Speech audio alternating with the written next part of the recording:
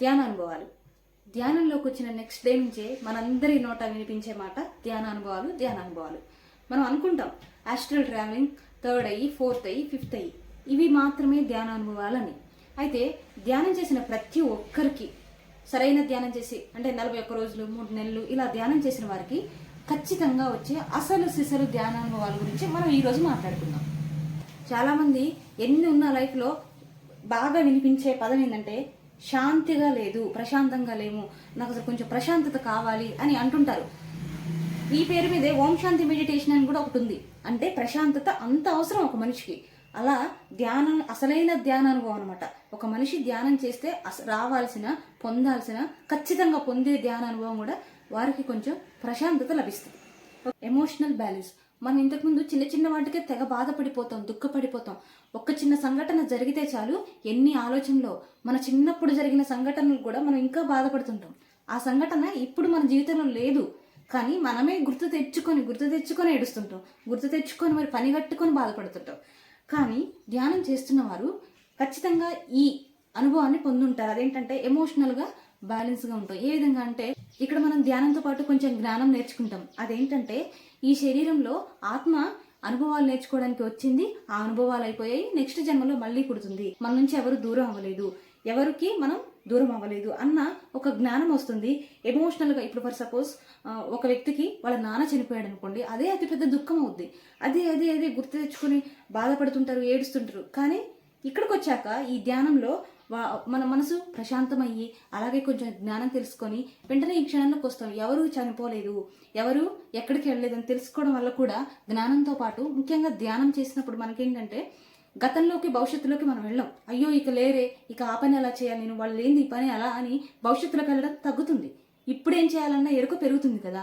ఎరుక పెరగడం వల్ల మనకి ఎమోషనల్ ఫిట్నెస్ అనేది వస్తుంది. ఇంకొక ధ్యానానుభవం, చాలామంది కోపం. ఓషో రజనీష్ అంటారు, కోపము ఎరుక. ఇది ఉత్తర ధ్రువం అయితే ఇది దక్షిణ ధ్రువం. మనం ఇక్కడ ఉన్నాము అంటే అర్థం ఏంటి? ఇక్కడ లేము అని అర్థం. మనం అమెరికాలో ఉన్నాము అంటే ఇండియాలో లేమని అర్థం. ఇండియాలో ఉన్నాము అంటే అమెరికాలో లేమని అర్థం. ఒక్కసారి మీరు ఎరుకగా ఉండి కోపం తెచ్చుకోవడానికి ట్రై చేయండి. అవేర్నెస్ బుక్లో ఉంటుంది. మనం ఎంత ట్రై చేసినా ఎరుకగా ఉండి కోపం తెచ్చుకోలేము. అదేవిధంగా బాగా కోపం వచ్చినప్పుడు ఒకసారి ఎరుకలోకి రండి. వెంటనే కోపంకి ఎగ్జిస్టెన్స్ అనేది తగ్గిపోద్ది, ఉండదు, ఇంకా కోపం ఉండదు. ఎరుకలోకి వస్తే అరే నేను ఎందుకు కోపడుతున్నానన్న ఆ ఫీలింగే మనకి నవ్వు వస్తుంది అనమాట. అరే నేను ఎందుకు కోపడుతున్నా అని. అంటే ఎరుక ఉంటే కోపం ఉండదు, కోపం ఉంటే ఎరుక ఉండదు. అంటే ఇక్కడ ఎరుక ఎప్పుడు వస్తుంది? అసలైన ధ్యాన అనుభవం. ఇది అందరూ ఎక్స్పీరియన్స్ అవ్వచ్చు. ఇంకా ధ్యానం చేయని వాళ్ళు కూడా ఒకసారి కోపం బాగా వచ్చినప్పుడు ఒక్కసారి అవేర్నెస్ తెచ్చుకోండి, మీ కోపం వెంటనే పోద్ది.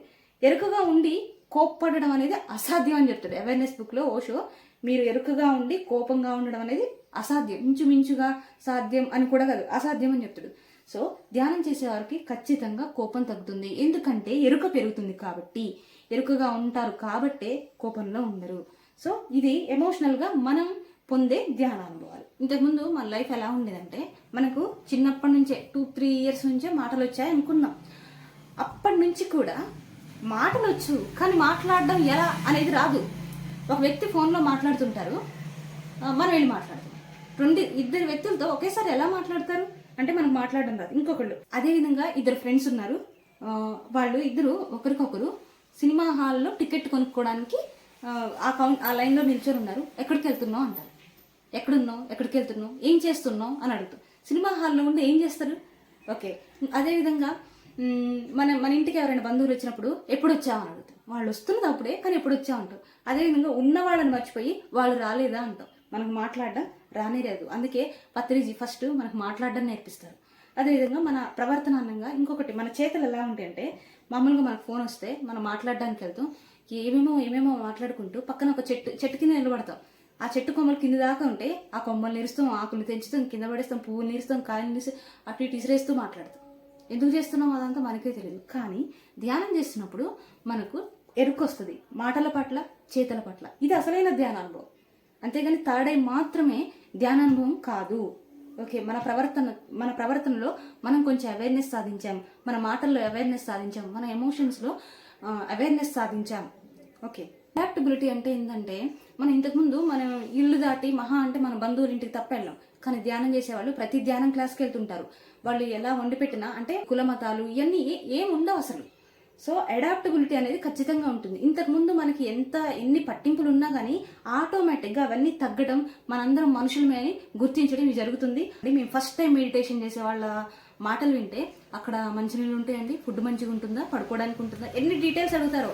కానీ ఆల్రెడీ మెడిటేటర్ అయి ఉన్న వాళ్ళు అక్కడికి రావచ్చా అని తప్ప ఇంకేమీ అడగరు. ఎందుకంటే వాళ్ళకి ఈ లక్షణం వచ్చేసింది అడాప్టబిలిటీ. అక్కడ అందరూ ఉన్నా లేకున్నా, ఒక్కరే ఉన్నా, పరిస్థితి ఎలా ఉన్నా, బెడ్ ఉన్నా లేకున్నా, ఫుడ్ పెట్టినా పెట్టకపోయినా బయటకు వెళ్ళి తినొస్తారు. అంటే ఇంత సర్దుకుపోయే తత్వం మనకి ఆటోమేటిక్గా వస్తుంది. మనకి ఈ లక్షణం వచ్చిందని ఇంకొకరు చెప్తే తప్ప అరే అవునా నేను ఇంత మారానా అని మనకు అనిపిస్తుంది అనమాట.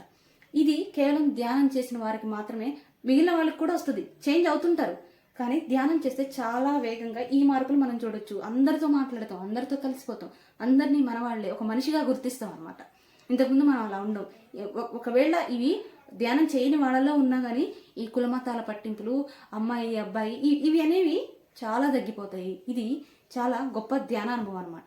మతానికి కులానికి అతీతంగా వెళ్ళడం కంటే ఇంకా. నెక్స్ట్, ఖచ్చితంగా ధ్యానులైన ప్రతి ఒక్కరూ, నిజంగా ధ్యానం చేసిన వారు సగం ఎన్లైటన్మెంట్ పొందారు అన్నదానికి ప్రతీకాట ఇది పత్రిజీ చెప్పారు. అదేంటంటే ధ్యానం చేసిన ప్రతి ఒక్కరూ శాకాహారిగా ఖచ్చితంగా మారుతారు నిజంగా ధ్యానం చేస్తే. ఎందుకంటే ఇక్కడ మనం కొంచెం అవేర్నెస్ పెరుగుద్ది, మనం కొంచెం జ్ఞానం నేర్చుకుంటాం. ఏమని, పక్క జీవి కూడా, దానికి కూడా ప్రాణం ఉంది, వాటి స్వేచ్ఛను హరించి వాటిని మనం తినకూడదు అని జ్ఞానం వచ్చింది. కానీ అంత తేలిగ్గా అందరూ కంట్రోల్ సాధించలేరు. ఏవో ఆ స్మెల్స్కి, ఇంతకుముందు ఆల్రెడీ మనకున్న ఇష్టానికి మనం బానిస అయ్యి దీన్ని అది మాంసాహారాన్ని వదిలిపెట్టరు. కానీ కంట్రోల్, మన మనసును శూన్యం చేసి మనం ఏం చేస్తాం, మనసుపై యోగి అంటారు. యోగి అంటే ఎవరు? తన మనసు పూర్తిగా తన కంట్రోల్లో ఎవరికైతే ఉంటుందో వాళ్ళు యోగి. అయితే ఇక్కడ మనం యోగి దాకా ఏం వెళ్ళాల, కానీ కొంచెం కంట్రోల్ని సాధించాం. ఆ కొంచెం కంట్రోల్తో ఆ మాంసాహారాన్ని మనం వదిలేస్తాము, ఖచ్చితంగా శాకాహారిగా మారుతాం. ఇది అసలు సిసలు 50% ఎన్లైటన్మెంట్ వచ్చినట్లే అన్నారు పత్రిజీ.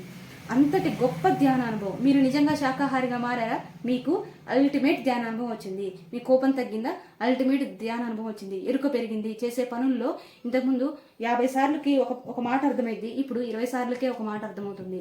ఇంతకుముందు చాలా పోస్ట్ పోన్మెంట్ ఉంది, ఇప్పుడు కొంచెం తగ్గింది. రోజు పోస్ట్ పోన్ చేస్తున్నా, ఇక నుంచి ఇలా ఉండకూడదు అని మొదలుపెట్టారు, ఇనిషియేషన్ తీసుకున్నారు. గొప్ప ధ్యాన అనుభవం. మన మాటల్లో ఎరుక పెరిగింది, గొప్ప ధ్యాన అనుభవం. అదేవిధంగా ఏ వ్యక్తి గురించి అయినా మాట్లాడిందంటే వాళ్ళ గురించి, వాళ్ళ సెల్ఫ్ డబ్బు కొట్టుకుంటారు. అంటే ఏం మాట్లాడాలో తెలీదు, ఎంత మాట్లాడాలో తెలీదు, దేని గురించి మాట్లాడాలో అని మైక్ ఇచ్చినప్పుడు కూడా దేని గురించో మాట్లాడతాం మనం. అంటే మన మాటల మీద మనకి కంట్రోల్ లేదు. కానీ ఇప్పుడు ఈ ధ్యానం చేయడం వలన మనకి ఏది, ఎప్పుడు, ఎక్కడ, ఎంత మాట్లాడాలో తెలుస్తుంది. ఈ భూమి మీద ఎన్ని కోట్ల మంది జనం ఉన్నారు, ఆ కోట్ల మందిలో ఎంతమంది ధ్యానం చేస్తున్నారు? మరి వాళ్ళందరూ జీరో స్టేట్ని పొందారా అంటే ఏమో ఎవరికి వారికే తెలుసు. మనం ఎలా చెప్పగలం తనకు జీరో స్టేట్ వచ్చింది, మనం చెప్పలేం. అది వారికి వారే తెలుసు. ధ్యానం చేస్తున్న ప్రతి ఒక్కరికి మన మనసు జీరో స్టేట్ వెళ్ళడం ఎంత గొప్ప విషయం అనేది నిజంగా ధ్యానం చేస్తున్న, నిజంగా సమయాన్ని పెట్టి సాధన చేస్తున్న వాళ్ళకే తెలుసు. అంత గొప్ప ధ్యానానుభవాన్ని, ఈ జీరో స్టేట్ని, మనసు లేని స్థితిని, మనసు దాటి వెళ్ళడాన్ని మీరు కనుక అచీవ్ చేసినట్లయితే ఇంతకు మించిన ధ్యాన అనుభవం లేనే లేదు. అంత గొప్ప స్థితి అనమాట ఇది. ఆస్ట్రల్ ట్రావెలింగ్ కంటే, థర్డ్ ఐ కంటే, ఇంకా మిగిలిన ధ్యాన అనుభవాలు అన్నిటికంటే మనం చేరుకోవాల్సింది ఇక్కడికే. ఈ జీరో స్టేట్లో మనం ఎంతగా ఉంటే అది అంతకు మించిన ధ్యానానుభవం లేదు. ఈ స్థితికి ఎవరు వెళ్తే వాళ్ళు యోగి అన్నట్లే. ఓకే, మనం కాసేపు ఉండగలుగుతున్నాం ఇక్కడ, అది మించిన ధ్యానానుభవం మనకు లేదు. ఓకే, అంతేగాని ధ్యానానుభవాలు అవి వస్తేనే కాదు. ఇది అల్టిమేట్ ధ్యానానుభవం.